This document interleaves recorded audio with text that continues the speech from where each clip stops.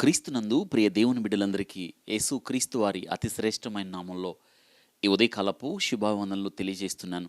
నేటి దినాన యోబు గ్రంథం నుంచి మనం కొన్ని ప్రాముఖ్యమైన ఆధ్యాత్మిక పాఠాలు నేర్చుకుందాం. యోబు గ్రంథం మొదటి అధ్యాయం మొదటి వచనాన్ని చదువుకుందాం. ఊజు దేశమందు యోబు అను ఒక మనుష్యుడుండెను. అతడు యథార్థవంతుడును న్యాయవంతుడును దేవుని యందు భయభక్తులు కలిగి చెడుతనమును విసర్జించినవాడు. ఈ మొదటి అధ్యాయం మొదటి వచనంలో దేవుడు యోబును గురించి పరిచయం చేస్తూ యోబు అను ఒక మనుష్యుడున్నాడు అని, అతని యొక్క గుణగణాల గురించి పరిశుద్ధాత్ముడు రాస్తున్నాడు. అతని గురించి సాక్ష్యం చెప్తున్నాడు. ఏంటో తెలుసా సాక్ష్యం? అతని లక్షణాలు ఎలా ఉన్నాయో, దేవుడి దృష్టిలో యోబు ఏ రీతిగా కనిపిస్తున్నాడో, దేవుని దగ్గర ఒక న్యాయమైన త్రాసు ఉన్నదని, ఆ త్రాసులో యోబును తూచాడు అని, యోబు ప్రవర్తన న్యాయమైనదని, ఇది దేవుడిస్తున్న సాక్ష్యం. ఇక్కడ అంటాడు అతడు యథార్థవంతుడు అంటూ, అతడు న్యాయవంతుడై దేవుని యందు భయభక్తులు కలిగి చెడుతనమును విసర్జించాడు అనే మాటలు యోబు గురించి రాయబడ్డాయి. నేటి దినాన అసలు చాలామంది ఏమంటారంటే యోబు చరిత్రలో ఉన్నాడు అని ఒప్పుకోరు. ఇది చాలామంది ఏమంటారంటే ఈ యోబు గ్రంథము అనేది ఒక ఉపమానము లాంటిదని, ఒక అలంకారము లాంటిదని చాలామంది ప్రస్తావిస్తారు. కానీ యోబు గ్రంథము ఇది చారిత్రాత్మకమైన గ్రంథం. యోబు గ్రంథాన్ని మనం చదివినప్పుడు యోబు అనేవాడు చరిత్రలో ఉన్నాడు అని మనం ఖచ్చితంగా యోబు గ్రంథాన్ని చదివినప్పుడు ఎన్నెన్నో విషయాలు నేర్చుకోవచ్చు. ఇంతకీ యోబు గ్రంథాన్ని ఎవరు రాశారని మనం ఆలోచిస్తే, యోబు గ్రంథాన్ని యోబు రాశాడా, మరి ఎవరు రాశారు అంటే, చాలామంది బైబిల్ పండితుల అభిప్రాయం ఏంటంటే మోషే మిద్యానుకు పారిపోయాడని చదువుకుంటాం కదా. అవును, మోషే మిద్యాను కాలంలో జీవించిన కాలం క్రీస్తు పూర్వం 1487 నుండి 1445 మధ్య కాలంలో మోషే మిద్యాను ప్రాంతంలో జీవించాడు. తన మామ మందలను కాస్తున్నప్పుడు బహుశా ఆ సమయంలో మోషే ఈ యొక్క యోబు గ్రంథాన్ని పరిశుద్ధాత్మ ద్వారా రచించి ఉండవచ్చు అనేది బైబిల్ పండితుల అభిప్రాయం. అంత మాత్రమే కాదు, యోబు అనేవాడు చరిత్రలో ఉన్నాడా, అసలు యోబు ప్రస్తావన బైబిల్ గ్రంథంలో మరెక్కడైనా ఉందా అని ఆలోచిస్తే యోబు ఉన్నాడు. ఆదికాండం 46వ అధ్యాయం 13వ వచనాన్ని మనం చదివితే యోబు పేరు ప్రస్తావించబడింది. యాకోబు కుమారుల్లో ఇస్సాకారు కుమారుడున్నాడు కదా, ఆ ఇస్సాకారు కుమారులైన తోలా, పువ్వా, యోబు, షిఫ్రోను అని బైబిల్ గ్రంథంలో రాయబడి ఉంది. ఆదికాండం 46వ అధ్యాయం 13వ వచనంలో యాకోబు కుమారుడైన ఇస్సాకారు ఉన్నాడు. ఆ ఇస్సాకారుకి కుమారులు తోలా, పువ్వా, యోబు, షిమ్రోను అని రాయబడింది. అంటే ఈ యోబు ఇస్సాకారు కుమారుల్లో ఒకడు అని మనకి ఇట్టే అర్థమవుతుంది. కాబట్టి దీనిని బట్టి మనం యోబును గురించి ఆలోచించినప్పుడు యోబు చరిత్రలో ఉన్నాడు అన్న విషయం స్పష్టమవుతుంది కదా. అవును, మనం ఇంకొక విషయాన్ని ఆలోచించాలి. యోబు జీవించిన కాలం ఎప్పుడు, యోబు ఏ కాలంలో జీవించాడు అని ఆలోచిస్తే, ఇక్కడ బైబిల్ గ్రంథంలో 2వ వచనంలో అతనికి 7 కుమారులను 3 కుమార్తెలను కలిగిరి అని చెప్తూ అతని ఆస్తిని గురించి రాయబడింది. ఇంతకీ యోబు ఆస్తి ఏంటంట? అతనికి 7,000 గొర్రెలను, 3,000 ఒంటెలను, 500 జతల ఎడ్లను, 500 ఆడగాడిదలను కలిగి బహుమంది పనివారును అతనికి ఆస్తిగా నుండిన గనుక తూర్పు దిక్కు జనులందరిలో అతడే గొప్పవాడిగా ఉండెను. కాబట్టి ఇక్కడ యోబు జీవించిన కాలం మనం లెక్కిస్తానికి అవకాశం ఉంది. యోబు జీవించిన కాలంలో అతని ఆస్తిని పశువుల సంపదతో లెక్కించబడింది కదా. అంటే యోబు జీవించిన కాలాన్ని మనం సంవత్సరాలు లెక్కబెట్టడానికి అబ్రహాము కాలంలో, ఇస్సాకు కాలంలో, యాకోబు కాలంలో కూడా మనం వాక్యాన్ని ధ్యానించినప్పుడు వారి కాలాల్లో కూడా వారి ఆస్తిని పశు సంపదతో లెక్కించేవారు. కాబట్టి యోబు దాదాపు ఆ కాలంలో జీవించినవాడు అనుకోవచ్చు. ఇంతకీ యోబు ఎంతకాలం జీవించాడని మనం ఆలోచిస్తే, యోబు శ్రమల తర్వాత 140 సంవత్సరాలు జీవించాడు అని వ్రాయబడింది 42వ అధ్యాయం 16వ వచనంలో. అంటే శ్రమల తర్వాత 140 సంవత్సరాలు జీవించాడు. మరి అబ్రహాము 170 సంవత్సరాలు జీవించాడు, ఇస్సాకు 185 సంవత్సరాలు జీవించాడు, మరి యాకోబు 147 సంవత్సరాలు జీవించాడు. మరి ఆ తర్వాత ఏషేబు 110 సంవత్సరాలు జీవించాడు. కాబట్టి శ్రమల తర్వాత యోబు 140 సంవత్సరాలు జీవించాడు. కాబట్టి ఇతడు ఖచ్చితంగా ఆ కాలానికి చెందినవాడు అని మనం లెక్కించడానికి అవకాశం ఉంది. అంత మాత్రమే కాదు, ఇంకొక విషయాన్ని కూడా మనం ఇక్కడ ప్రస్తావించాలి. యోబు కాలానికి ఇంకా ధర్మశాస్త్రము ఇవ్వబడలేదు కదా. అబ్రహాము, ఇస్సాకు, యాకోబులు వీరి సమయానికి ఇంకా మోషే ద్వారా ధర్మశాస్త్రం ఇవ్వబడలేదు కదా. ఆ ఇంటికి పెద్ద ఎవరైతే ఉంటారో, ఇప్పుడు యోబు గ్రంథాన్ని మనం ఆలోచించినప్పుడు ఈ వాక్య భాగం 5వ వచనంలో, వారి వారి విందు దినములు పూర్తి కాగానే యోబు తన కుమారులు పాపము చేసి తమ హృదయంలో దేవుణ్ణి దూషించిరేమో అని వారిని పిలువనంపించి వారిని పవిత్రపరిచి అరుణోదయమును లేచి వారిలో ఒక్కొక్క నిమిత్తమై దహన బలి అర్పించుచు వచ్చెను. యోబు నిత్యము అలాగు చేయుచు వచ్చెను. కాబట్టి ఇదే రీతిగా ఇంకా ధర్మశాస్త్రం ఇవ్వబడలేదు కదా.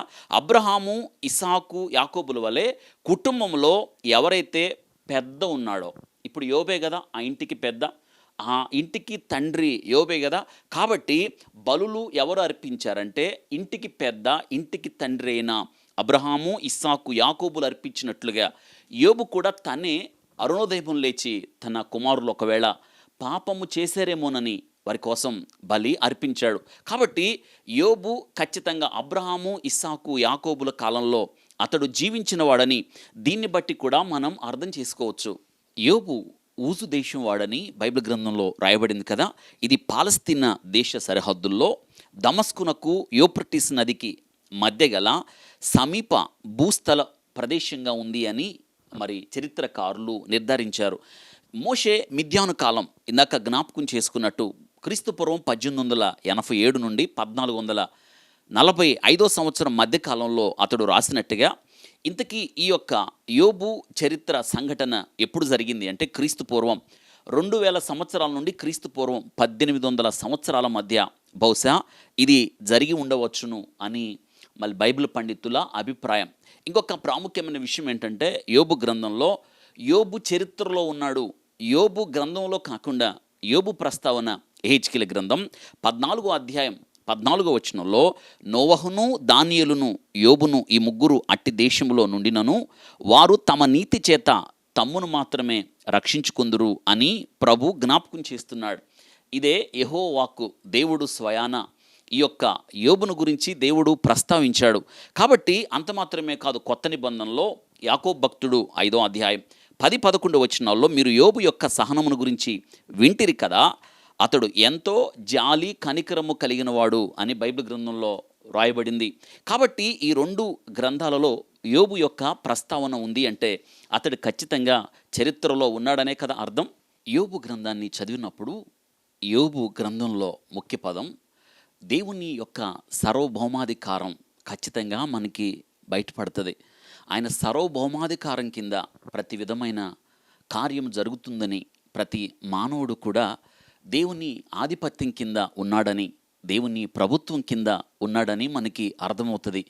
దేవుని సర్వాధిపత్యం శ్రమలలో యోబు నేర్చుకోవాల్సిన పాఠం. అంత మాత్రమే కాదు, యోబు ఏ రీతిగా తన భక్తి జీవితంలో శ్రమల గుండా ప్రయాణం చేసి తను నిరూపించబడ్డాడో, అదే రీతిగా ప్రతి ఒక్క క్రైస్తవుడు కూడా శ్రమల పాఠశాలలో ఖచ్చితంగా తర్ఫీదు పొంది తన యొక్క విశ్వాస జీవితంలో పరీక్షలో నిలిచి తను కూడా యోబు వలె సువర్ణము వలె పరీక్షించబడవలసిన పరిస్థితి ఉంది. యేసయ్య కూడా శిష్యులతో ఇదే అంటాడు, లోకంలో మీకు శ్రమ కలుగును, అయినను ధైర్యం తెచ్చుకొనుడి, నేను లోకాన్ని జయించి ఉన్నాను అని. అవును కదా. పేతురు భక్తుడు కూడా అంటాడు, ఏమంటాడంటే మీకు శ్రమలు సంభవించినప్పుడు అదేదో వింత జరుగుతుందని అనుకోవద్దు అంటాడు. కాబట్టి శ్రమలు శ్రమలు శ్రమలు అనేది శ్రమల పాఠశాలలో యోబు పాఠాలు నేర్చుకున్నట్లుగా నేటి దినాన శ్రమల పాఠశాల గుండా ప్రయాణం చేస్తున్న మనందరం కూడా యోబు లాంటి జీవితాన్ని జీవించాలి అని మనం ఖచ్చితంగా నేర్చుకోవచ్చు. యోబు గ్రంథం బైబిల్ గ్రంథం నుంచి మనం ఆలోచిస్తే 66 పుస్తకాలలో యోబు గ్రంథం 18వ పుస్తకం. 18వ పుస్తకం యోబు గ్రంథంలో 42 అధ్యాయాలు ఉన్నాయి, 1068 వచనాలు ఉన్నాయి. 18వ పుస్తకం 42 అధ్యాయాలు 1068 యోబు గ్రంథాన్ని మనం చదువుతూ ఉంటే ఒక ఆసక్తికరమైన విషయం మనకి బోధపడుతుంది. ఏంటంటే యోబు గ్రంథంలో ప్రశ్నలు చాలా ఉంటాయి. చాలా ప్రశ్నలు, దాదాపు 329 ప్రశ్నలు ఉంటాయి యోబు గ్రంథంలో. చాలా అద్భుతమైన ప్రశ్నలు, మనల్ని ఆలోచింపచేసే ప్రశ్నలు, 329 ప్రశ్నలు. యోబు గ్రంథం 42 అధ్యాయాలని ఈ రీతిగా వర్గీకరించవచ్చు. మొదటి అధ్యాయం, రెండో అధ్యాయాన్ని మనం గద్య భాగము, పద్య భాగము, గద్య భాగం అని ఉంటుంది కదా.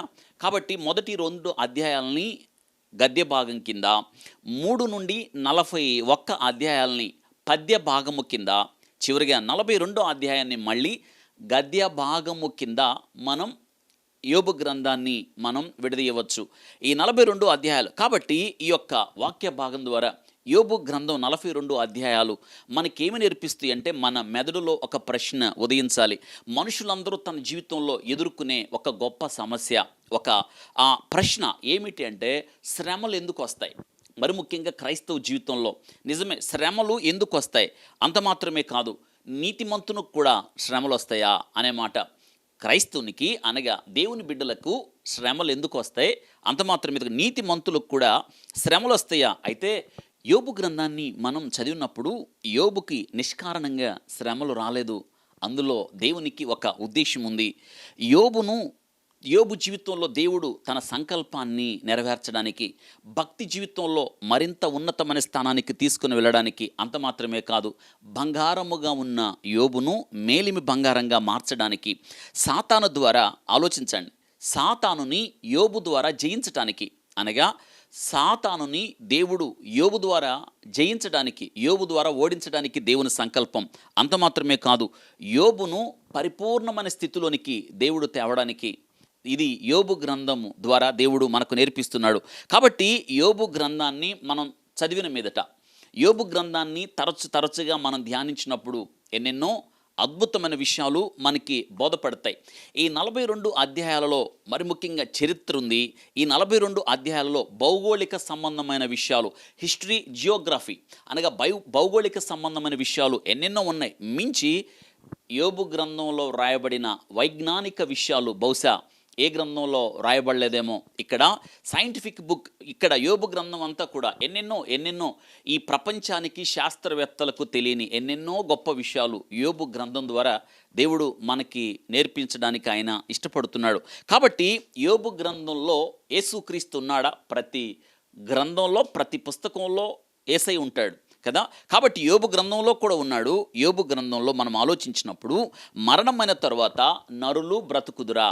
ఇక్కడ మనం ఆలోచించవలసిన, మరణమైన తర్వాత, అవును, నా విమోచకుడు సజీవుడని నేను ఎరుగుదును, తర్వాత భూమి మీద ఆయన నిల్చునని యోబు గ్రంథంలో దేవుడు మనకు కనిపిస్తున్నాడు. యోబు గ్రంథం 9వ అధ్యాయం 33వ వచనంలో మధ్యవర్తిని గురించిన ప్రస్తావన యోబు మాట్లాడుతున్నాడు. మధ్యవర్తి, ఆ మధ్యవర్తే పౌలు గారు జ్ఞాపకం చేస్తున్నాడు. దేవునికి పాపి అయిన మానవునికి మధ్యవర్తి ఆయన క్రీస్తు యేసు అను నరుడు ఆయన.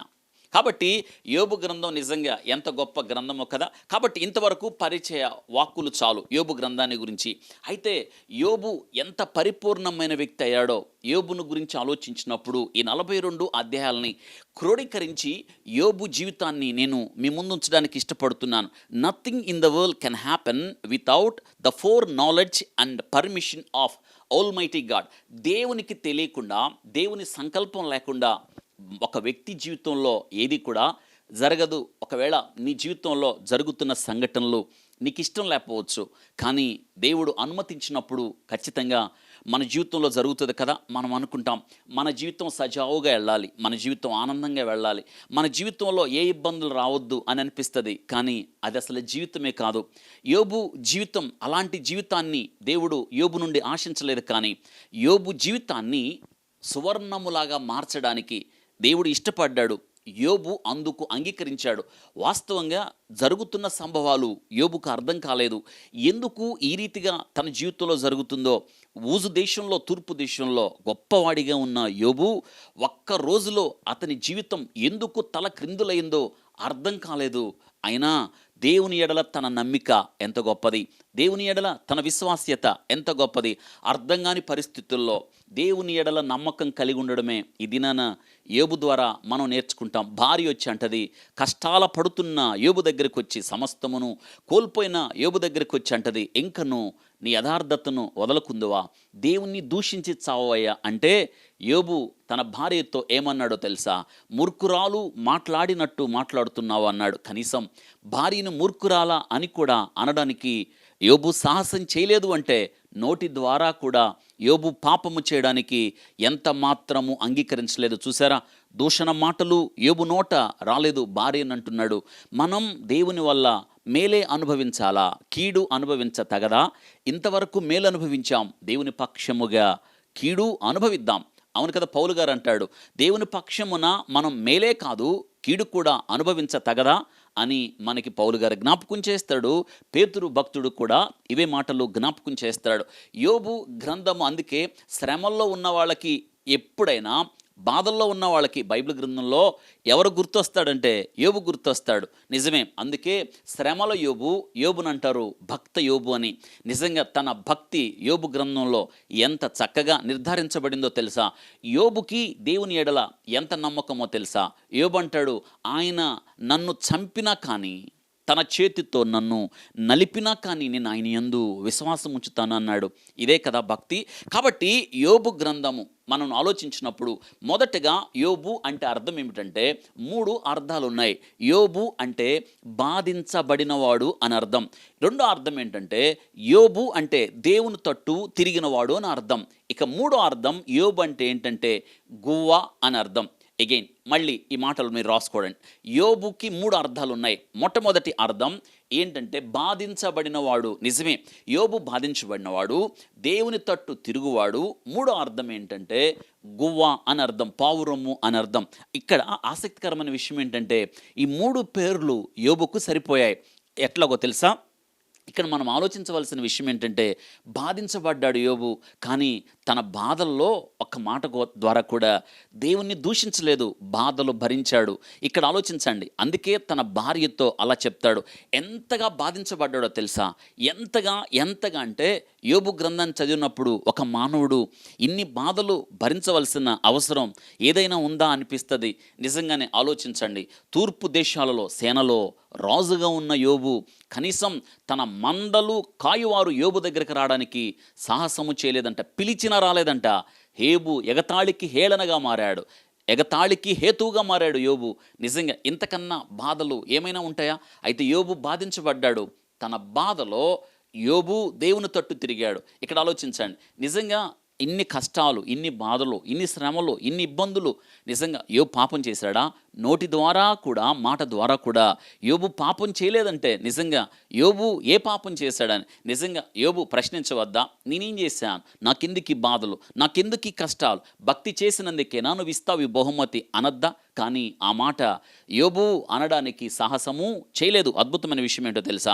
దేవుని తట్టు తిరిగాడు. మించి గువ్వ నిజంగా పావురం, నిష్కలష్టమైన పావురం కదా. ప్రభువారు భూమి మీద ఉన్నప్పుడు శిష్యులతో అంటాడు, మీరు పాము వలె, వివేకము పావురము వలె నిష్కలష్మము కలిగి జీవించండి అన్నాడు. యోబు జీవితం అలాంటిదే. నిజంగా ఈ 3 పేర్లు యోబుకి ఎలా జరిగాయో తెలుసా? ఇక్కడ యోబు గ్రంథంలో ఒక వాయ్ ఎందుకు నా జీవితంలో ఎందుకు చాలాసార్లు మనం ఎందుకు ప్రభువా నా జీవితంలో ఇది జరిగింది, ఎందుకు అంటాం. యోబు ఎక్కడ ఎందుకు అనలేదు, యాస్ లోడ్ అన్నాడు. ప్రభువా అవును, నీ వల్ల ఇప్పటి వరకు మేలు అనుభవించాం, కీడు కూడా అనుభవిస్తాం. ఇక్కడ మనం ఆలోచించండి, కాదు దేవుని దగ్గర రావాలి మనం. ఎందుకు కాదు, ఎస్ అనే మాట నేర్చుకోండి. అవును ప్రభువా, నీ చిత్తానికి నేను లోబడుతున్నాను, నువ్వేది చేసినా నా మేలు కోసమే చేస్తావు. ఒకవేళ నాకు అర్థం కాని పరిస్థితుల మధ్య నేను వెళ్ళవలసి వచ్చినా నేను నీకు ఎస్ అనే చెప్తాను, నేను అని నిన్ను ప్రశ్నించను అని అడగాలి మనం, అని చెప్పాలి. మరి చెప్తామా? ఇక్కడ మీకు ఇంకొక మాట చెప్పాలి. యోబుని మీరు బాగా ఈ 42 అధ్యాయాలను ధ్యానం చేసేటప్పుడు యోబు పదాన్ని నేను విడదీసి చెప్తాను. జోబ్, JOB, ఈ 3 పదాలు నేర్చుకుంటే యోబు గ్రంథం ఇంకా సులువుగా మీరు అర్థం చేసుకోవడానికి అవకాశం ఉంటుంది. JOB 3 పదాలు. J for journey, O for omnipotent and B for believe in the best. 3 పదాలు. J ఫర్ జర్నీ, మీరు రాసుకోండి. J for journey, O for omnipotent, third one B for believe in the best. J for journey, నిజమే మానవ జీవితం ఈ ప్రయాణంలో, విశ్వాస జీవితంలో మరి ముఖ్యంగా ఈ ప్రయాణంలో ఖచ్చితంగా మనం శ్రమల పాఠశాలలో ఖచ్చితంగా మనం పాఠాలు నేర్చుకోవాలి కదా. ఆయన మనల్ని పరిశోధించిన తర్వాత, ఆయన మనల్ని పరీక్షించిన తర్వాత, శ్రమలు బడిలో పాఠాలు నేర్చుకున్న తర్వాత మనం సువర్ణము వలె ప్రకాశిస్తాము అని అంటున్నాడు కదా. సువర్ణము వలె ఆయన నన్ను పరిశోధించిన తర్వాత నేను సువర్ణము వలె. కాబట్టి లైఫ్ ఈ జర్నీ. నిజమే, ప్రయాణం కదా. నిజమే, విశ్వాస జీవితం ఒక ప్రయాణం. ఐగుప్తును విడిచిన ఇశ్రాయేలీలు 430 సంవత్సరాలు బానిసత్వం కింద నలిగిపోయిన ఇశ్రాయేలీలు కానానుకు వెళ్ళడం, ఈ 40 సంవత్సరాలు వారి ప్రయాణం. ఐగుప్తును విడిచిన మనం, లోకాన్ని విడిచిన మనం, లోకానికి వీపును చూపించి లోకంతో స్నేహం మానేసి లోకముతో మనం పొత్తు కుదుర్చుకోకుండా లోకాన్ని విడిచిపెట్టి పరలోకం వైపు సాగిపోతున్నామే, అదే విశ్వాస యాత్ర. సియోను యాత్రికులం, పరలోక పట్టణస్థలం. పౌలు అంటాడు మన పౌరసత్వం పరలోకమందు ఉందని. కాబట్టి యాత్రీకుడని నా బసలో నీ పాటలు పాడడానికి నీ కట్టడలు నాకు హేతువులాయను. యోబంటాడు, నే దిగంబరినై వచ్చి తిరిగి దిగంబరినై అక్కడికి వెళ్ళుదును. అబ్బా, దిగంబరినై వచ్చాను, వెళ్తాను. This is journey. ఈ జర్నీలో ఆయన న్యాయమైన త్రాసులో మనల్ని చూస్తాడు. అబ్బా, దేవుని దగ్గర ఒక త్రాసు ఉంది. ఆ త్రాసు ఏంటో తెలుసా? న్యాయమైన త్రాసు. లోకంలో మనకి ఎన్నెన్నో త్రాసులు ఉన్నాయి కదా. అక్కడక్కడ మనకు కనిపిస్తుంది ధర్మ కాట. ఇక్కడ కాట ధర్మంగా ఉంటుంది, ఏ తేడా ఉండదు అని. కానీ ఆ కాటాలో, ఆ తూకంలో కూడా, ఆ త్రాసులో కూడా అన్యాయం ఉంది. కానీ దేవుని దగ్గర న్యాయమైన త్రాసు ఉంది. ఏదైనా నేను జ్ఞాపకం చేస్తాను, నిన్ను త్రాసులో తూస్తే ఈ ప్రయాణంలో ఉన్నావు కదా, ఒకవేళ ఇది నీ జీవితంలో చివరి రోజైతే త్రాసులో నిన్ను తూచినప్పుడు యోబు నిలబడ్డాడు, యోబు తేలిపోలేదు. మరి నువ్వు నిలబడతావా? యోబు గ్రంథం నేర్పించేది, యోబు పేరులో మొట్టమొదటి పదం ఏంటో తెలుసా? జర్నీ. ఇది ఒక ప్రయాణం. యాత్రికులం, పరదేశులం, బాటసారులం, భూమి మీద కొద్ది కాలం ఉండి వెళ్ళే అతిథులం మనం, పరదేశులం మనం కదంటావా? అవును, ఈ పరదేశులుగా యాత్రికులుగా ఉన్న మనం త్రాసులో తూయడానికి ఒప్పుకోవాలి. యోబు ఒప్పుకున్నాడు. అద్భుతమైన విషయం ఏంటో తెలుసా? మెనే టెక్కెలు పార్షన్. ఆ రాజు ఆ రాత్రి 1000 మందిని పెట్టుకొని తాగుతున్నాడు. ఒక దేవుని చేవ్రాత వచ్చి గోడ మీద రాయిగా వణుకు ప్రారంభమైంది. ఆ రాత చదివేవాళ్ళు ఎవరు లేరు. దానియేలుని పిలిపించినప్పుడు అంటున్నాడు బెల్షస్సరుతో, దేవుడు తన చేవ్రాత రాశాడు, రాజా భయపడొద్దు, చెప్తున్నాను చూడు, దేవుడు నిన్ను త్రాసులో తూచాడు. ఆహా, త్రాసులో తూచినప్పుడు నువ్వు తక్కువగా కనిపించావు. మెనే టెకెలో పార్షన్. నువ్వు నిలబడలేదు, నీ సమయం అయిపోయింది.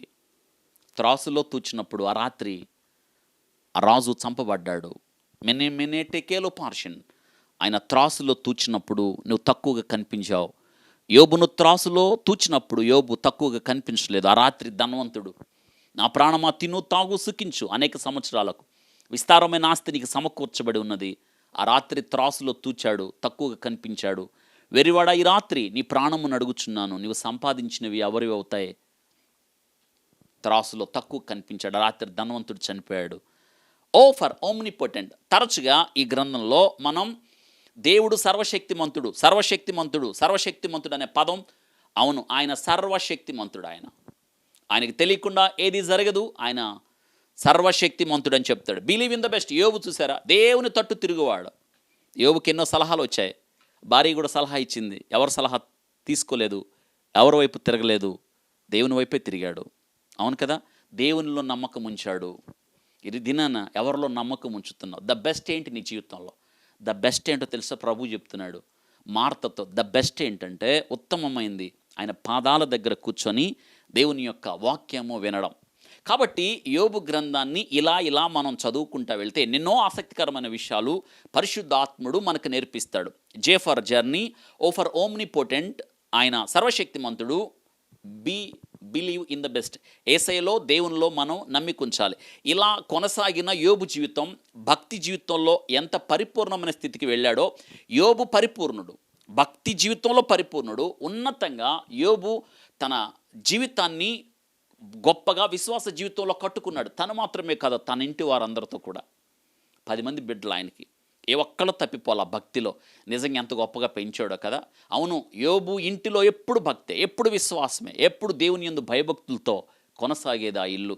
అంత ధనికులు ఉన్న యోబు నిజమే, ధనాన్ని ఎప్పుడు యోబు తన మదిలో పెట్టుకోలేదు, తన హృదయంలో పెట్టుకోలేదు. ధనవంతుడే కానీ ఆ ధనం అంటే యోబుకు లెక్కలేదు.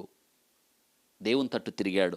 నిజమే కదా! ఇంత ధనవంతునికి నిజమే ధనం అడ్డం రాలేదు భక్తి చేయడానికి. నిజంగా యోబు ఎంత గొప్ప భక్తి చేశాడో కదా! యోబు గ్రంథం 42 అధ్యాయాలు మనకి అర్థం అవ్వాలంటే ముందుగా యోబు చేసిన భక్తి, యోబు ఏ రీతిగా తన భక్తిని కొనసాగించాడో, దేవుని ఎడల ఎలా నమ్మికతో దేవుణ్ణి సంతోషపెట్టే భక్తిని చేశాడో, యోబు జీవితాన్ని మనం ధ్యానించడానికి 7 అద్భుతమైన విషయాలు నేను మీకు చెప్పడానికి ఇష్టపడుతున్నాను. యోబు గ్రంథం 42 అధ్యాయాలు పూర్తిగా మనం ధ్యానించినప్పుడు యోబును గురించి 7 అద్భుతమైన సంగతులు మనకు బోధపడతాయి. నిజంగానే యోబు ఎలాంటివాడో, యోబు తన భక్తిని ఎలా కొనసాగించాడో, యోబు దేవుని ఎడల అంత నిరీక్షణ ఎలా కలిగి జీవించాడో, బాధించబడుతున్న నేను దేవుని యందే నమ్మకం ఉంచుతాను అని ఎలా చెప్పగలిగాడో, నిజంగా యోబు జీవితాన్ని మనం అర్థం చేసుకోవడానికి ప్రయత్నం చేద్దాం. యోబు జీవితం మనకు అర్థం అవ్వాలంటే 7 అద్భుతమైన విషయాలు ఖచ్చితంగా మనం తెలుసుకోవాల్సిందే. అందులో మొట్టమొదట యోబు పరిపూర్ణమైన వ్యక్తి. ఆ మాట రాసుకుందాం. యోబు ఎవరంట? పరిపూర్ణమైన వ్యక్తి. Man of perfect. యోబు పరిపూర్ణమైన వ్యక్తి. యోబు గ్రంథం 1 అధ్యాయం 1 వచనం 31 అధ్యాయాన్ని మనం ఖచ్చితంగా చదివినప్పుడు యోబును గురించి దేవుడు సాక్ష్యం చెప్తున్నాడు. ఊజు దేశమందు యోబు అను ఒక మనుష్యుడు ఉండెను. ఊజు దేశంలో యోబు దేవుణ్ణి ఆకర్షించాడు. తన ఎడల యథార్థ దృష్టి గలవారిని బలపరుచుటక యెహోవా కనుదృష్టి లోకమంతటా సంచారం చేయుచున్నది. నిజమే, యోబు యథార్థవంతుడు కాబట్టి నిజంగా ఊజు దేశంలో ఇంకా మనుషులు లేరా? ఉన్నారు, కానీ వారు ఎవ్వరూ దేవుణ్ణి ఆకర్షించలేదు. యోబే ఆకర్షించాడు. యోబు భక్తి, యోబు దేవుని తట్టు తిరగడం నిజంగా ఆయన జీవితంలో నిజంగా ఎంత గొప్ప భక్తి కదా! అందుకే దేవుడు అంటున్నాడు, ఒక మనుషుడు ఉండెనో, అతడు యథార్థవంతుడును న్యాయవంతుడు, దేవుని యందు భయభక్తులు కలిగి చెడుతనమును విసర్జించాడు. ఇది పరిపూర్ణత. నిజంగా భక్తి అంటే ఏంటో తెలుసా? ఇది దేవుడు సాక్ష్యం చెప్తున్నాడు. ఇది సాక్ష్యం. నా గురించి నేను చెప్పే సాక్ష్యం కన్నా, నా గురించి ఎదుటి వాళ్ళు చెప్పే సాక్ష్యం కన్నా, మన గురించి దేవుడు చెప్పే సాక్ష్యం ఇది కావాలి. ఇది నాన్న దేవుడు సాక్ష్యం చెప్తున్నాడా? ఒకవేళ దేవుడు ఈ యొక్క ఉదయకాలం నీ గురించి సాక్ష్యం చెప్పాలి అంటే ఏం చెప్తాడు చెప్పండి? ఏం చెప్పగలడు అనుకుంటున్నావు? నిజంగా నీ భక్తి నీకు ధైర్యాన్ని పుట్టిస్తుంది. యోబు గ్రంథంలో రాయబడి నీ భక్తి నీకు ధైర్యాన్ని పుట్టిస్తుందా? యోబుకు ధైర్యాన్ని పుట్టించింది. అందుకే తడబడని అడుగులు వేశాడు. విశ్వాస జీవితంలో ముందుకు వెళ్ళాడు. అసలు నేను ఆయన చంపినా నేను ఆయన యందు నమ్మకం ఉంచుతానన్నాడు. ఎంత భక్తో కదా! చూసారా, అతడు యథార్థవంతుడు న్యాయవంతుడు, దేవుని యందు భయభక్తులు కలిగి చెడుతనమును విసర్జించాడు. 1 2 3 4 ఏంటంటే అతడు 1 యథార్థవంతుడు, 2 న్యాయవంతుడు, 3 దేవుని యందు భయభక్తులు కలిగి, 4 చెడుతనమును విసర్జించాడు. అందుకే యోబు ఆదర్శవంతమైన భక్తుడు. ఇది కావాలి. ఇది నాన్న నువ్వు నిజంగా భక్తిపరుడు, భక్తురాలు అని చెప్పడానికి నువ్వు యథార్థవంతుడివేనా? యథార్థవంతురాలువేనా? న్యాయవంతుడివేనా? దేవుని యందు నిజంగా భయభక్తులు కలిగి ఉన్నావా? చెడుతనమును విసర్జించావా? ఇవి భక్తి జీవితానికి కొల ప్రామాణికం. స్కేల్ దేవుడి యొక్క ఇది కొలతలు ఉందా? యోబు చూసారా? ఈ మాటలు ఎవరు చెప్తున్నారు? దేవుడే చెప్తున్నాడు. యోబు అంట పరిపూర్ణమైన వ్యక్తి, మ్యాన్ ఆఫ్ పర్ఫెక్ట్. ఎంతకంటే యోబు 31 అధ్యాయాలు అంటాడు, నా కళ్ళతో నేను నిబంధన చేశాను, కన్యకును నేను ఎలా చూస్తాను. చూసారు, తనలో ఉన్న అవయవాలతో యోబు నిబంధన చేశాడు. లోకంలో నేను ఏది నా కళ్ళతో నేను చూడను అని. 31 అధ్యాయం 4వ వచనంలో యోబు ఏమంటాడు తెలుసా? ఆయన నా ప్రవర్తనను ఎరుగుదును కదా, నా అడుగుజాడలన్నింటినీ లెక్కించును కదా. నా ప్రవర్తన దేవునికి తెలుసు. చెప్పగలవా నువ్వు అలాగా? ఇదే కదా భక్తి. ఇదే కదా పరిపూర్ణమైన వ్యక్తిత్వంలోకి వికసించడం అంటే. చెప్పగలమా? నో, చెప్పలేం. ఎందుకో తెలుసా? మన జీవితం బాగాలేదు కాబట్టి, మన బ్రతుకు బాగాలేదు కాబట్టి, బయటకు ఒకటి లోన ఒకటి కనిపిస్తాం కాబట్టి, ఆదివారం ఒకలాగా మిగతా రోజులు ఒకలాగా ఉంటాం కాబట్టి. అసలు మన గురించి ఇంట్లో సాక్షి ఉందా? అసలు ఆలోచించండి. మనం చేసే స్థలాల్లో మన గురించి సాక్ష్యం ఉందా? లేదు. యోబు గురించి సాక్ష్యం చూడండి, అద్భుతమైన సాక్ష్యం దేవుడు చెప్తున్నాడు. యోబు తన గురించి తనేమన్నాడు తెలుసా? ఆయన నా ప్రవర్తనను ఎరుగుదును కదా అని యోబు ఇంకొక అడుగు ముందుకేసి ఏమంటాడు తెలుసా? నా ప్రవర్తన న్యాయం అని నేను రుజువు చేస్తును. యోబు ఈ రీతిగా చెప్పాడంటే ఏమి భక్తి చేశాడు కదా! పరలోకాన్ని ఆకర్షించే భక్తి. అందుకే దేవుడు అన్నాడు, అపవాది ఒక దినాన పరలోకం సభలోకి వెళ్ళినప్పుడు, సాతానా ఎక్కడి నుండి వచ్చావంటే, సాతాన్ అన్నాడు, భూమి మీద ఇటు అటు తిరుగుతూ వచ్చానంటే, అవునా ఇటు అటు తిరుగుతూ వచ్చావా? అయితే నీకు నా సేవకుడిని యోబు కనిపించలేదా అన్నాడు. ఎంత గొప్పగా చెప్పాడు కదా. మన ఇంట్లో బిడ్డలు గొప్పగా స్థితికి ఎదిగినప్పుడు మనం గొప్పగా చెప్పుకుంటాం కదా. చూసావా నా కొడుకు ఎలా ఉన్నాడో, నా కూతురు ఎలా ఉందో, ఎంత గొప్పగా ఉందని చెప్పు. దేవుడు కూడా అలాగే గొప్పగా చెప్పుకున్నాడు. నీ భక్తిని గురించి దేవుడు అలా చెప్పుకోవాలని ఎప్పుడైనా ఆశించావా? ఎప్పుడైనా ఆసక్తి కలిగి ఉన్నావా? కోరిక ఉందా? వాంఛ ఉందా? తృష్ణ ఉందా? ఏమంటున్నాడు? నా ప్రవర్తన న్యాయమని రుజువు చేతును 31వ అధ్యాయం 6-7 వచనాలు, నేను యథార్థవంతుడై ఉన్నానని దేవుడు తెలుసుకున్నట్లు న్యాయమైన త్రాసులో ఆయన నన్ను తూచునుగాక. ఇంతే భక్తి. సిద్ధమేనా? ప్రభువా, నువ్వు ఈ క్షణాన నీ త్రాసు తెచ్చిన అందులో నిన్నెక్కి కూర్చుంటా, నన్ను నీవు కొలు, నన్ను నీవు నా తూకమెంతో, నా భక్తి ఎంతో నువ్వు కొలువు నాయనా. నాకు ధైర్యం ఎందుకో తెలుసా? నేను చేసిన భక్తే నాకు ధైర్యాన్ని ఇస్తుంది. కాబట్టి ఈ వాక్య భావంలో God knows, God rules, God cares and God restores. God knows, దేవుడు తెలుసు, దేవుడు పరిపాలిస్తున్నాడు. God rules, God cares and God restore. ఇదే యోబు గ్రంథం నేర్పేది. దేవుడికి అన్ని తెలుసు, దేవుడు పరిపాలిస్తున్నాడు, దేవుడు శ్రద్ధ తీసుకుంటాడు, దేవుడు మనకి సంపూర్తిగా మనలను ఆయన ఏం చేస్తాడో తెలుసా? పునరుద్ధరిస్తాడు. ఇదే యోబు గ్రంథం చెప్తుంది. దేవుడు విడిచిపెట్టాడు మనల్ని. నిజంగా యోబు గ్రంథాన్ని చదువుతున్నప్పుడు మళ్ళీ చదవాలనిపిస్తుంది యోబు గ్రంథం. ఎందుకో తెలుసా? యోబు గ్రంథంలో ఒక అర్థం లాంటిది. యోబు గ్రంథంలో మనల్ని మనం చూసుకోవాలి. కాబట్టి మొట్టమొదట యోబు ఎవరంట? పరిపూర్ణమైన వ్యక్తి, మ్యాన్ ఆఫ్ పర్ఫెక్ట్. రెండో విషయం, యోబు వర్ధిల్లిన జీవితం. యోబుది వర్ధిల్లిన జీవితం, మ్యాన్ ఆఫ్ ప్రోస్పరస్. యోబు వర్ధిల్లిన జీవితం. 1వ అధ్యాయం 2-4 వచనాల్లో యోబు ఎంతగా వర్ధిల్లాడో, అతనికి 7 కుమారులు 3 కుమార్తెలు ఉన్నారు. 7 కుమారులంట, 3 కుమార్తెలు కలిగిరి. అతనికి 7,000 గొర్రెలను, 3,000 ఒంటెలను, 5 జతల ఎడ్లను, 500 ఆడగాడిదలను కలిగి బహుమంది పనివారు అతనికి ఆస్తిగా ఉండెను గనుక తూర్పు దిక్కు జనులందరిలో అతడే గొప్పవాడిగా ఉండెను. ఇంతకన్నా ఒక వ్యక్తికి ఏం కావాలి చెప్పండి? ఇంతకన్నా ఒక వ్యక్తికి ఏం కావాలి? యోబుకి 7 కొడుకులు, 3 కూతుళ్ళు. ఎంతమంది? 10. ఆ కాలంలో మనం కూడా ఈ దినాల్లో ఇలా అంటారు, 10 మంది పిల్ల పాపలతో వర్ధిల్లని. ఇది ఇప్పుడు డైలాగ్ కాదు, అప్పటి డైలాగ్. ఇది ఇప్పుడు డైలాగ్ ఏమంటారు తెలుసా? ఒక్కరైతే ముద్దు, ఆ పైన మాకెక్కొద్దు. ఒక్కళ్ళే కదా, చైనాలో ఒక్కళ్ళే 2 కటింగ్. ఇక్కడ కూడా చాలా ప్రభుత్వం చాలా ప్రకటనలు చేస్తూ ఉంది, కుటుంబ నియంత్రణ, ఒక్కళ్ళే. ఇక్కడ మనం ఆలోచించాల్సింది ఏంటంటే, ఆ దినాల్లో 10 మంది పిల్లలు. ఈ దినాల్లో మనం ఒక్కళ్ళు ఇద్దరంటే వింటాం, ముగ్గురా లేదా నలుగురా అంటాం. ఈ దినాల్లో అసలు నలుగురు యాడ్ చూడడం, మనం ముగ్గురినే చాలా కష్టంగా చూస్తున్నాం, ఇద్దరే. కానీ 10 అనేది మనకి వర్ధిల్లిన జీవితానికి, 10 మంది పిల్ల పాపలతో వర్ధిల్లు. ఇక్కడ యోబు చూడండి, 7 కొడుకులు 3 కూతుళ్ళు. నిజంగా ఈ బిడ్డలు ఎవరో భక్తి జీవితంలో తప్పిపోలేదు, భక్తి జీవితంలో వెనుకబడిపోలేదు, తండ్రికి ఎదురు తిరిగిన వాళ్ళు కాదు. నిజంగా వారి మదిలో కూడా పాపం చేయడానికి యోబు ఒప్పుకోలేదు. ఎలా పెంచాడో చూడండి. 7 మంది పిల్లలు. ఎప్పుడైనా చెప్పారా? ఇప్పుడు మీరు ఇలాంటి కథ మనం వింటూ ఉంటాం. చిన్నప్పుడు కథ చెప్పు అంటే ప్రతి పిల్లోడికి చెప్తారు. ఏంటో తెలుసా? ఒక రాజు ఉన్నాడు, ఆ రాజుకి 7 కొడుకులు. 7 కొడుకులు పోయి ఏం చేశారు? అడవికి వెళ్ళి చేపలు తెచ్చారు.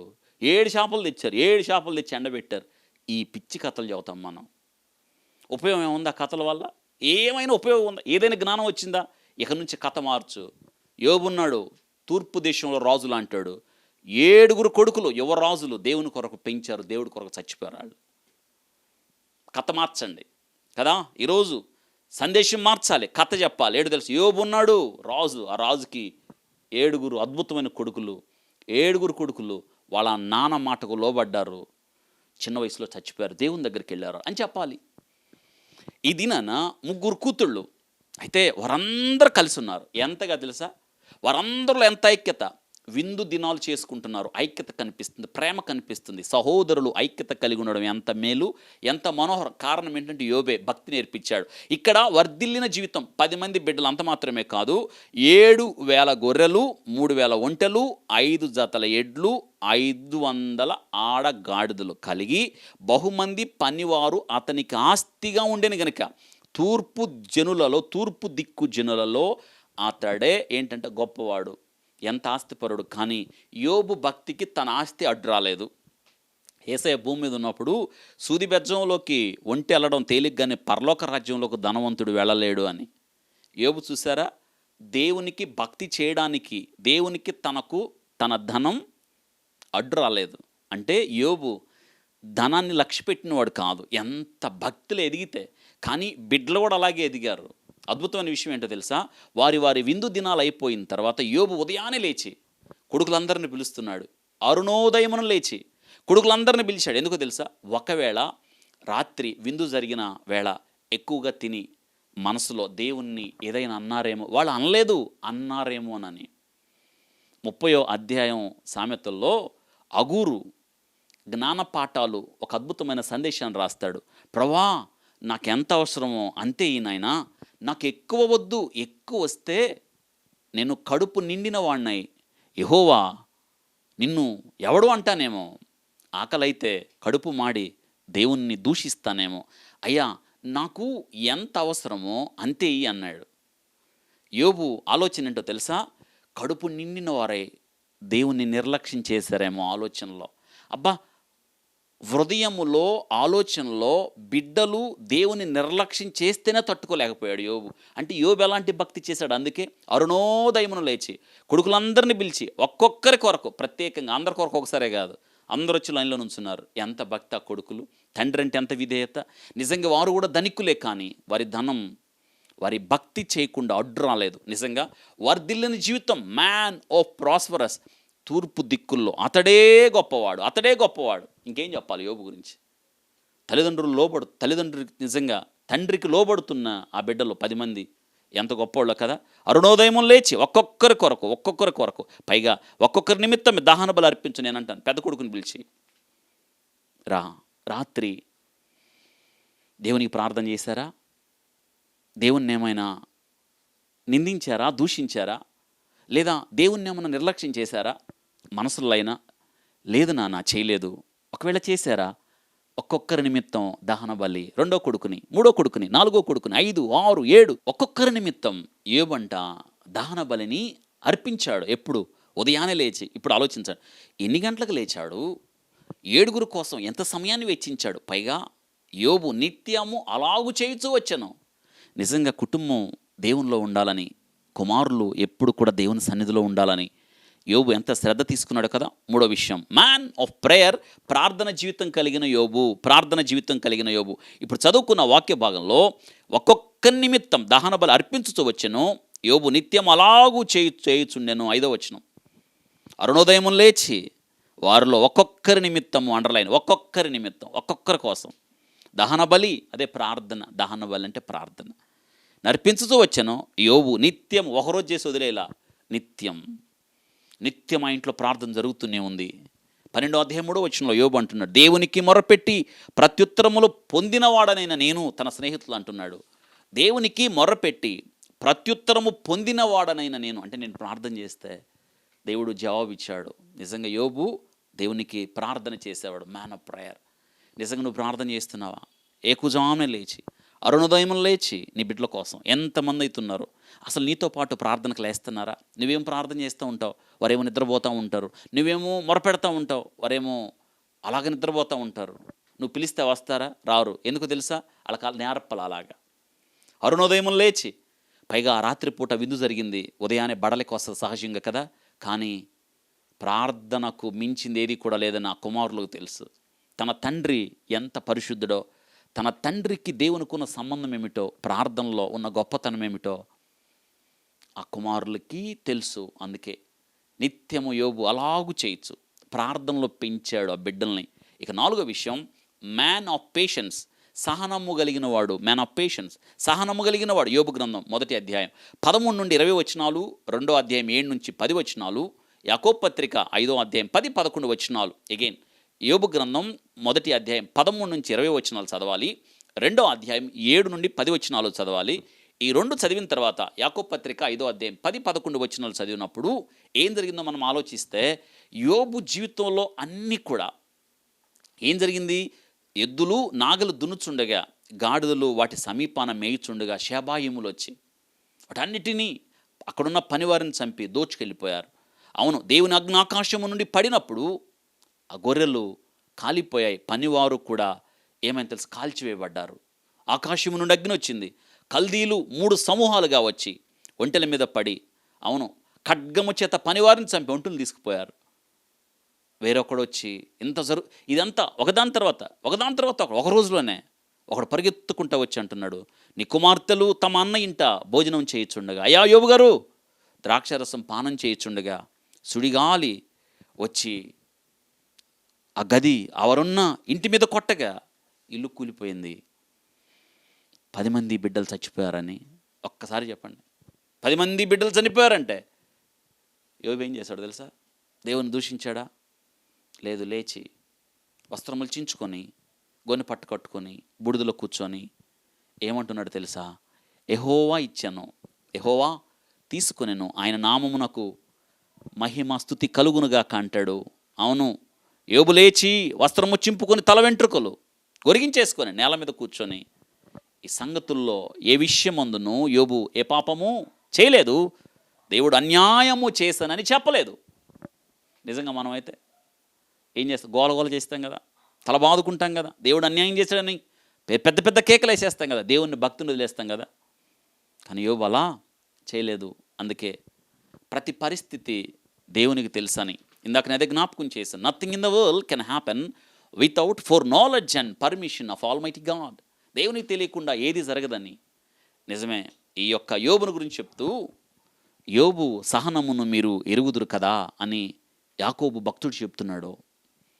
సహనము లేని క్రైస్తవులారా, శ్రమలలో అర్థం కాని పరిస్థితుల మధ్య ప్రయాణం చేస్తున్న క్రైస్తవులారా, ఈరోజు మీకు అర్థం కాలేదు కదా, శ్రమలు సహనాన్ని నేర్పిస్తున్నాయి. శ్రమలలో ఓర్పుగా సహనంగా ఉండండి. మీరు ఇంకా పాఠం నేర్చుకోవాలంటే యోబు గ్రంథాన్ని చదవండి అని అంటాడు. యోబు సహనమును మీరు ఎరుగుదురు కదా. ఎంత గొప్ప విషయం! నేర్చుకోండి. సహనాన్ని సాధన చేయండి. సహనము మనకి ఎంత గొప్ప విషయాన్ని ఇస్తాయో తెలుసా? ఇక్కడ ఒక మాట ఉంది, సహనము, ఓర్పు. నిజంగా మనం ఆచరించడానికి ఎంత చేదుగా ఉంటాయో వాటి ద్వారా వచ్చే ఫలం అంత మధురంగా ఉంటుంది. నిజమే, సహనం. కాబట్టి యోబును జ్ఞాపకం చేసుకున్నప్పుడు యోబు సహనము కలిగిన వాడు, మ్యాన్ ఆఫ్ పేషెన్స్. ఇక 5వ విషయం, యోబు ఎవరంటే స్తుతించిన వ్యక్తి, మ్యాన్ ఆఫ్ ప్రైజింగ్. యోబు స్తుతించిన వ్యక్తి. యోబు గ్రంథం 1వ అధ్యాయం 21వ వచనంలో యోబు ఏమంటున్నాడు తెలుసా? నేను నా తల్లి గర్భము నుండి దిగంబరినై వచ్చితిని, దిగంబరినై అక్కడికి తిరిగి వెళ్ళేదను, యెహోవా ఇచ్చెను, యెహోవా తీసుకుని పోయినను, యెహోవా నామము నాకు స్తుతి కలుగునుగాక. ఈ సంగతుల్లో ఏ విషయం అందును యోబు ఏ పాపము చేయలేదు, దేవుడు అన్యాయము చేశానని చెప్పలేదు. ఎంత గొప్ప విషయం కదా. ఇది నా వాక్యం వింటున్న నీ జీవితంలో ఆలోచించండి. యోబు ఏ విషయంలో కూడా దేవుడు అన్యాయము చేశానని చెప్పలేదు, దేవుని స్తుతించాడు. ప్రతికూల పరిస్థితుల్లో, అనుకూలము లేని పరిస్థితుల్లో 10 మంది బిడ్డలు ఒక్కసారి చనిపోయినప్పుడు ఏ తండ్రి యొక్క స్థితి ఎలా ఉంటుందో, నిజంగా ఎంత కఠినంగా, ఎంత స్థితి పూర్తి స్థాయిలో పతనం అయిపోయిన స్థితి అయిపోతాం కదా, మనం నిర్వీర్యం అయిపోతాం. నిజంగా మనం పిచ్చి పట్టినట్టు రోధిస్తాం కదా. కానీ యోబు ఎంత నిశ్చయముగా, ఎంత నిబ్బరముగా బూడిదలో కూర్చొని అంటున్నాడు. యోబు అర్థం ఏంటో తెలుసా? నేను వచ్చినప్పుడు ఒక్కడనే వచ్చాను, ఇదంతా దేవుడే ఇచ్చాడు, నాదేది లేదు, దిగంబరిగా వచ్చాను, తిరిగి దిగంబరిగా వెళ్తాను, ఇదంతా యెహోవాదే కదా, ఆయన ఇచ్చాడు, ఆయన తీసుకున్నాడు, ఆయన నామమునకు మహిమ కలుగునుగా. కానీ నిజంగా ఎంత గొప్ప విషయమో కదా. ఆలోచించండి. యోబు దేవుని స్తుతించాడు, అనుకూలంగా ఉన్నప్పుడు కాదు, ప్రతికూల పరిస్థితుల్లో.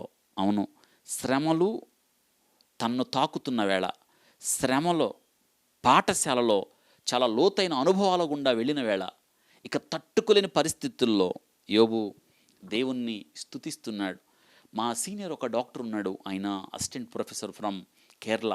అయితే ఆయన తనకు ఒక్క కూతురే ఉంది. చాలా మీటింగ్స్కి అటెండ్ అయ్యేవాళ్ళం, చాలా సువార్త చేసేవాళ్ళం కలిసి.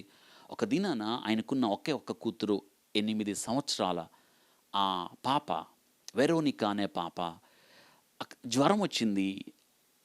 ఆ జ్వరం వచ్చిన 3 గంటల్లోనే ఆ పాప చనిపోయింది. ఇద్దరు, మా సీనియర్స్ ఇద్దరు, వారిద్దరు wife and husband and wife ఇద్దరు డాక్టర్సే. 8 సంవత్సరాలకు ఒక్కటే కూతురు అయితే చాలా అసలు ఏం అర్థం కాలేదు. ఆ రాత్రి నేను వెళ్ళాను. ఆ పాపను అలా పెట్టుకుని వాళ్ళు నిజంగా ఆ పరిస్థితి నాకు ఇప్పుడు కూడా గుర్తొస్తూ ఉంటుంది ఒక్కొక్కసారి. వారు ఎంతగానో విలపిస్తున్నారు, ఎంతగానో దుఃఖపడుతున్నారు వాళ్ళు. అయితే దేవునికి తెలియకుండా ఏది జరగదు కదా.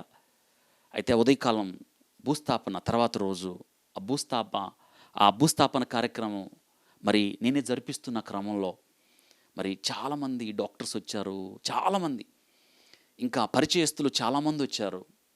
ఆ భూస్థాపన కార్యక్రమం దగ్గర నేనే వాక్యం చెప్తున్నాను. దేవుని చిత్తం ఎంత గొప్పదో నిజంగా ఒక్కొక్కసారి మనకు అర్థం కాదు. అర్థం కాని పరిస్థితుల మధ్య దేవుని చిత్తానికి ఎలా లోబడాలో యోబు జీవితం ఎంత గొప్పదో నేను జ్ఞాపకం చేస్తున్నాను. 10 మంది పిల్లలు ఒక దినాన్ని చనిపోతే ఏ తండ్రి అయినా తట్టుకోవడం ఎంత కష్టమో కదా. యోబు తట్టుకున్నాడు. పైగా యెహోవాకు ఘనతను ఆపాదిస్తున్నాడు. నేను దిగంబరిగా వచ్చాను, నా బిడ్డల్ని దేవుడే ఇచ్చాడు, తిరిగి ఆ బిడ్డలను ఆయన తీసుకున్నాడు, ఆ యెహోవా ఇచ్చాడు, యెహోవా తీసుకున్నాడు అని వాక్యం చెప్పడం అయిపోయిన తర్వాత నేను సాక్ష్యం చెప్తాను అన్నాడు ఆయన. ఆ డాక్టర్ గారు కూతుర్ని కోల్పోయిన పుట్టెడు దుఃఖంలో ఆయన చెప్పాడు. తెలుసా ఆయన ఏమన్నాడంటే, ఈ మాటలు ఆయన ధైర్యాన్ని ఇచ్చాయి అంటాడు. అవును, యెహోవా ఇచ్చాడు, యెహోవా తీసుకున్నాడు, ఆయన నామము నాకు స్తుతి కలుగునుగాక అని ఆయన ప్రార్థన చేశాడు. ఆ ప్రార్థన నా జీవితంలో నేను ఎప్పుడు మర్చిపోను. ఆయన ఏమని ప్రార్థన చేశాడు తెలుసా? ప్రభువా, నీవు కుమార్తెనిచ్చావు, నీ చిత్తంలో ఇచ్చావు. 8 సంవత్సరాలు ఈ బిడ్డను పెంచడానికి నీవు నాకు సహాయం చేశావు. ప్రభువా, నువ్వు అనుకున్నట్టు బహుశా నేను పెంచకపోతే నన్ను క్షమించండి ప్రభువా. నీ బిడ్డ తిరిగి నీ వద్దకు వచ్చింది ప్రభు. ఈ 8 సంవత్సరాలు నేను తండ్రిగా ఉండడానికి, తండ్రి కన్నా మించి నీ సేవకునిగా ఈ చేతుల్లో ఆ బిడ్డను నీ చిత్తంలో పెంచడానికి సహాయం చేశావు. నీవిచ్చావు, నువ్వే తీసుకున్నావు అని ప్రార్థన చేశాడు ఆయన. ఇది కదా విశ్వాసం, ఇది కదా దేవుని మీద మన నమ్మకం. యెహోవా ఇచ్చాడు, యెహోవా తీసుకున్నాడు అని చెప్పగలమా మనం? నిజమే కదా. యోబు మ్యాన్ ఆఫ్ ప్రైజింగ్. ఆ డాక్టర్ గారు అదినాన నాకు అర్థమైంది, నేటి కాలానికి ఇంకా ఉన్నారు యోబులని కదా. ఇదినాన చిన్నది ఏదైనా జరిగితే ఇంక దేవుడు లేడంట ఒక నిర్ణయానికి వస్తావు కదా. అందుకే మనం ఇలా అయిపోయాం కదా. మనం అందుకే ఇలా అయిపోయాం. ఏ రోజుకి ఆ రోజు మనం ఏ రోజుకి ఆ రోజు మేలు జరగాలి మనకి కదా. కీడు జరిగినట్టు అంటే ఏం దేవుడో ఏమో కదా. ఇది నానా నేను ఒక మాట జ్ఞాపకం చేస్తున్నాను. యోబు చూసారా, it's a good attitude, pricing God, దేవుని స్తుతించడం ఇన్ అడ్వర్సిటీ, ప్రతికూల పరిస్థితుల్లో. ఇక 6వ విషయం, యోబు ప్రసిద్ధి చెందిన వ్యక్తి, మ్యాన్ ఆఫ్ పాపులర్.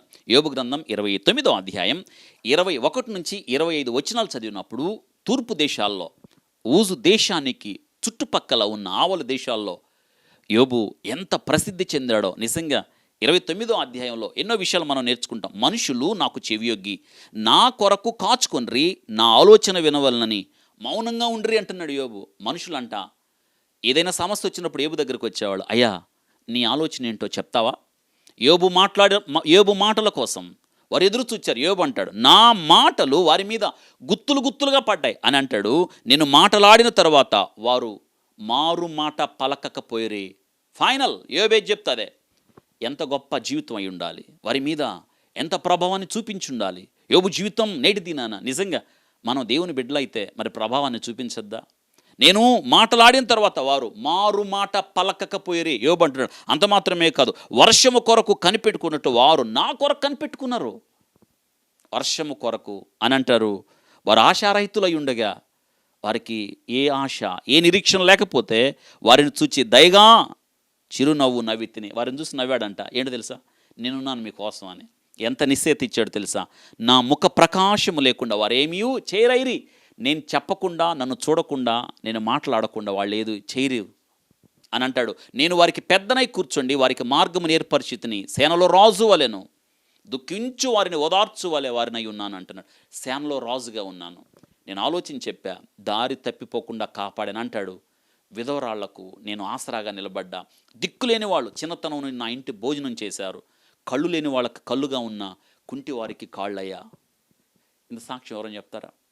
నాకు అనిపిస్తుంది ఇంత గొప్ప జీవితం కదా యోబుది. మ్యాన్ ఆఫ్ పాపులర్, ప్రసిద్ధి చెందాడు. యోబు ఆస్తిని ఎంతమందికి ఇచ్చాడు, యోబు ఆస్తిని ఎంతగా పంచాడు. తన ఆస్తిలో దిక్కులేని వారికి భాగం ఇచ్చాడు, విధవరాలకు భాగం ఇచ్చాడు. ఆశారహితులై ఉండగా చిరునవ్వు నవ్వి వారి ప్రతి అవసరత తీర్చాడు. దిక్కులేని వారు నా ఇంట భోజనము చేస్తూ వచ్చారని చెప్తున్నాడు యోబు. ఎంత గొప్ప సాక్ష్యమో కదా. ఉందా మనకు ఆ సాక్ష్యం? చివరికి ఒక్క మాట, యోబు నిరూపించబడిన వ్యక్తి, మ్యాన్ ఆఫ్ ప్రోవెన్. శ్రమలలో యోబు నిలబడ్డాడు. 1వ అధ్యాయం 11వ వచనం, 2వ అధ్యాయం 5వ వచనం, 42వ అధ్యాయం 10వ వచనం. యోబు గ్రంథం మ్యాన్ ఆఫ్ ప్రోవెన్, నిరూపించబడిన వ్యక్తి. 1వ అధ్యాయం 11వ వచనం, 2వ అధ్యాయం 5వ వచనం, 42వ అధ్యాయం 10వ వచనం.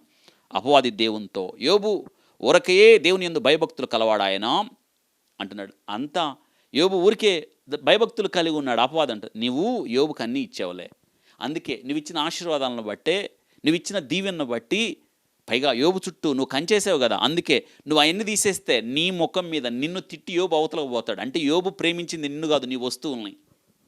నేటి దినాన సాతానుడు ఎంతగా పనిచేస్తున్నాడు తెలుసా? నేటి దినాన బోధలు కూడా ఇలాగే ఉన్నాయి, సంఘాల్లో బోధలు కూడా ఇలాగే ఉన్నాయి. దేవుని చూపించట్లేదు, వస్తువును చూపిస్తున్నారు. వస్తువుల కోసం వస్తావా దేవుని దగ్గరికి? నువ్వు రావాల్సిన రక్షణ కోసం కదా, స్వస్థత కోసం వస్తావా? నీకు అసలు స్వస్థత అంటే ఏంటో తెలుసా? జ్వరం వస్తే తగ్గితే దేవుని నమ్ముకుంటావా? ఇది కాదు స్వస్థత. గుండె నొప్పి వస్తే తగ్గితే దేవుని నమ్ముకుంటావా? ఇది కాదు బోధ. అసలు నువ్వు రక్షణ పొందాల్సింది పాపము నుండి. యేసయ్య నీ పాపము నిమిత్తం ఆయన బలి పశువుగా, యజ్ఞ పశువుగా వధించబడ్డాడు. అసలు నువ్వు తెలుసుకోవాల్సింది రక్షణ గురించి. ఈ రక్షణ గురించి తెలుసుకోకుండా, నాకు ఉద్యోగం వస్తే దేవుని దగ్గరకు వస్తా, నాకు పిల్లలు పుడితే దేవుని దగ్గరకు వస్తా, నాకు లోన్ వస్తే వీటి కోసమా? ఇవన్నీ సాతాను బోధ. ఇది మంచి బోధ కాదు. నిన్ను పరలోక రాజ్యాన్ని తీసుకుని వెళ్ళదు, నిన్ను ఈ లోకంలో స్థిరపడేటట్టు చేస్తుంది. చూసారా, యోబుకి నువ్వు అన్నీ ఇచ్చావు, అవన్నీ తీసేయి. నేటి దినాన వీటి కోసమే వస్తారు, ఇవి ఇవ్వలేదనుకోండి మళ్ళీ వెళ్ళిపోతారు. ఇది కాదు బోధ. నువ్వు నిలబడాలి క్రీస్తు కోసం, శ్రమల పాఠశాలలో నిలబడ్డాలి. ఇది భక్తి. ఇటువంటి వాళ్ళు దేవునికి అవసరం లేదు. సంఘంలో కుప్పలు తెప్పలుగా ఉండి, వేల మంది ఉండి, ఆశీర్వాదం కోసం వచ్చాను, ఉద్యోగం కోసం వచ్చాను. రీసెంట్గా నేను ఒక యాడ్ చూశాను. ఆ చర్చ్ వాళ్ళు ఇస్తున్నారు, దేవుని దగ్గరికి ఎందుకు వచ్చావంటే తల మీద ఎంటుకలు మొలవటానికి వచ్చాడంట. బట్టతల అంట ఆయనకి. నూనె పూసుకుంటూ వచ్చాను ఎవరో చెప్పారంట. ఆ నూనె కోసం వచ్చాడంట. నిజంగా నూనె పూసుకున్నాడంట. ఆయన అడుగుతున్నాడు, పాస్టర్ ఇంతకుముందు బాగా ఊడాయా నీకు? ఇదే బోధ. ఇంతకుముందు నీకు జుట్టు అంతా ఊడేదా అంటున్నాడు. ఊడే సార్, ఇంతకుముందు అసలు నా తల మీద జుట్టే లేదు. ఈ నూనె రాసుకున్న తర్వాత ఏమైందంటే మొత్తం ఎంటుకలు వచ్చినాయి అంటున్నాడు. ఎంటుకలు ఇచ్చే బోధ ఎంత అవివేకం అండి. పాపము నుండి రక్షించే బోధ, ఒక వ్యక్తికి మారు మనసు కలిగించే బోధ, ఒక వ్యక్తిని క్రీస్తు యొద్దకు నడిపించే బోధ కావాలి. ఇది నేర్పాలి. ఎవడైనా నన్ను వెంబడింపగోరిన ఎడల తను ఉపేక్షించుకొని సిలువెత్తుకొని నడవాలి. సిలువ శ్రమలకు గుర్తు. ఇది చెప్పాలి. ఉంటే ఉంటాడు, పోతే పోతాడు. ఉంటే అంత, పోతే అంత. ఇది చెప్పాలి బోధ. వేల మంది ఉండి పరలోక రాజ్యంలోకి ఎవరిని తీసుకెళ్ళబోయే బదులు ఇద్దరుండి ఆ ఇద్దరిని పరలోక రాజ్యాన్ని తీసుకెళ్తే. కాబట్టి పెద్ద సంఘం ఉంటేనే పెద్ద పాస్టర్, మంచి పాస్టరు, గొప్ప పాస్టర్ కాదు. దేవుడు అన్నాడు, ఎక్కడ 2-3 ఉంటే చిన్న మంద భయపడకూడే అని. ఇది నా వాక్యం వింటున్న మన జీవితాల్లో నిజంగా ఎంత ఆసక్తికరమైన. యోబు నిరూపించబడ్డాడు. దేవుడు అనుమతించాడు అపవాదికి. అనుమతిస్తేనే కంచె తీసేశాడు. మళ్ళీ అనుమతి ఇచ్చాడు. తన దేహాన్ని బాధించి అనుమతి ఇచ్చాడు. ఒక్క మాట యోబు తన పెదవుల నుండి దేవుడు అన్యాయము చేశానని పలకలేదు. నిజంగా ఇదే కదా. అవును, యోబు నిరూపించబడ్డాడు. 42వ అధ్యాయంలో యోబు నిరూపించబడ్డాడు. తను నిరూపించబడ్డాడు. శ్రమల పాఠశాలలో దేవుడు దిగొచ్చి అపవాదిని ఓడించలేదు. అపవాదిని ఓడించడానికి తన సేవకుడైన యోబును దేవుడు వాడుకున్నాడు. నిజంగా ఎంత గొప్ప విషయమో కదా. ఇదంతా యోబుకు తెలుసా? తెలీదు. కానీ దేవుని యేడల నమ్మకంగా ఉన్నాడు.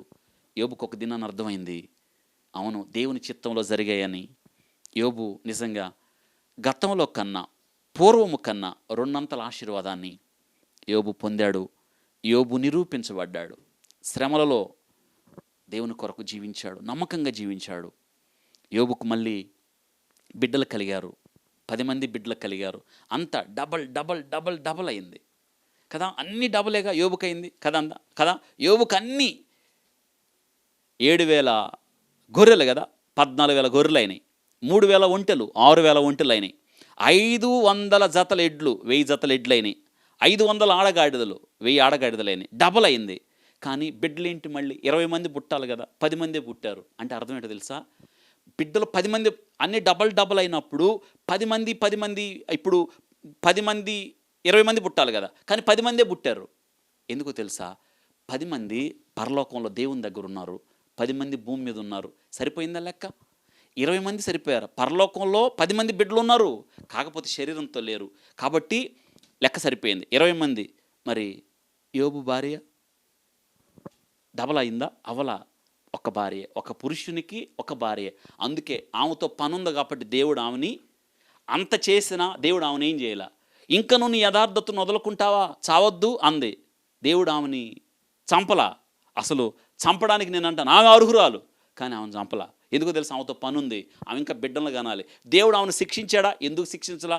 మళ్ళీ 10 మంది బిడ్డలు కనేటప్పుడు ఎన్ని నొప్పులు పడి ఉంటుంది కదా. ఊరికే బిడ్డలను కంటమా? నిజంగా దినాల్లో బిడ్డలు కంటం అంటే ప్రాణాంతకమే కదా. 10 మంది బిడ్డలు కనేటప్పుడు 10 సార్లు ప్రసవ వేదన పడలేదా?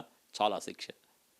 నిజంగా ఎందుకు ఈ మాట జ్ఞాపకం చేస్తున్నానంటే, యోబు వర్ధిల్లిన జీవితం అంత మాత్రమే కాదు, తను నిరూపించుకున్న జీవితం. యోబు ఆదర్శవంతమైన భక్తుడు, ఆదర్శవంతమైన తండ్రి, ఆదర్శవంతమైన భర్త, ఆదర్శవంతమైన స్నేహితుడు, ఆదర్శవంతమైన వ్యాపారవేత్త, ఆదర్శవంతం అన్నిట్లో ఐడియల్ మ్యాన్ యోబు. ఎంత గొప్ప జీవితమే కదా యోబు జీవితాన్ని. నిజంగా మనం పరిశోధిద్దాం, మనం నేర్చుకుందాం. యోబు గ్రంథాన్ని మీరు తరచుగా 42 అధ్యాయాలని మీరు అంత జాగరూకతతో చదివినప్పుడు ఎన్నెన్నో విషయాలు పరిశుద్ధాత్ముడు మీకు బోధిస్తాడు. ఇంకా ఎక్కువ చదవండి. దేవుడు ఈ వాక్యమును మన కొరకు ఆస్వాదించునుగాక. ప్రభు కృపా వాత్సల్యత మీకు మీ కుటుంబాలకు సదాకాలం తోడయుండునుగాక. యోబు నేర్చుకున్న శ్రమల పాఠశాలలో మనం కూడా విద్యార్థులుగా చేరదాం. దేవుడు నేర్పించే ప్రతి పాఠాన్ని మనం నేర్చుకుందాం.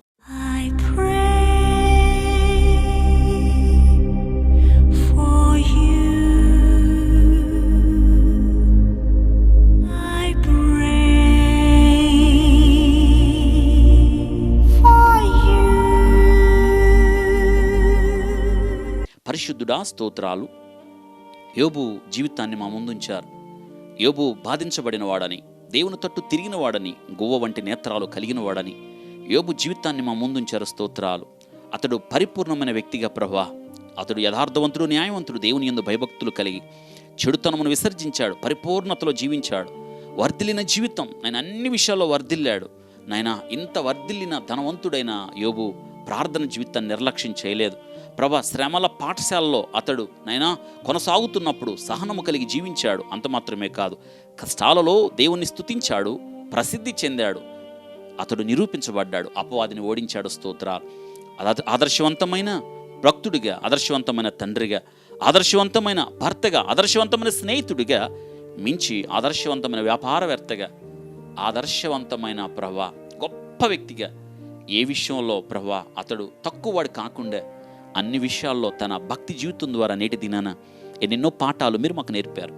ఈ వాక్యాన్ని మీరు మాకు ఇచ్చారు. ఈ ఉదయకాలం వాక్యమైన ప్రతి బిడ్డను ప్రభా ఈ రీతిగా బిడ్డల జీవితాలను మలసమని ప్రార్థన చేస్తున్నాను. ఎందుకని ప్రశ్నించకుండా అవును ప్రభువా అని మీ చిత్తానికి లోబడ్డానికి సహాయం చేయండి. ఈ మాటలు ప్రియబిడ్డల హృదయాల్లో నీరు కట్టి ఫలింపచేయండి. ప్రియబిడ్డల వారి కుటుంబాలను దీవించి ఆస్వాదించి మీరు మహిమ పొందమని, ఈ దినమంతా మీరు మాతో ఉండమని యేసు నామంలో అడిగి వేడుకుంటున్నాం తండ్రి. ఆమేన్. మన తండ్రి దేవుని ప్రేమ, కుమారుడు యేసుక్రీస్తు వారి యొక్క కృప, పరిశుద్ధాత్మన్యోని సహవాసం మనకి సదాకాలం తోడై ఉండి నడిపించునుగాక. ఆమేన్. God bless you.